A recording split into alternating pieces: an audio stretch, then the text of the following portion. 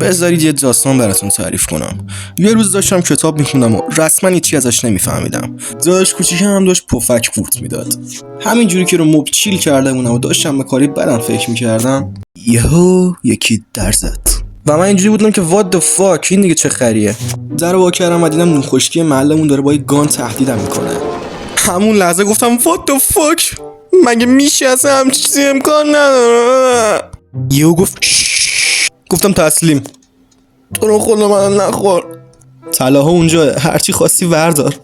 یعنی به تخمم خاصی تو چشاش بود و گفت شوخیت گرفته؟ بگو ببینم نون خشکا کجاست؟ و من اینجوری بودم که اون اینجوری بود که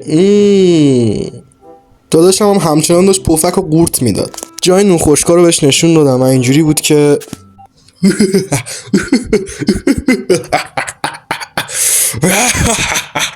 بالاخره پیداتون کردم. من گفتم what the fuck is this bitch.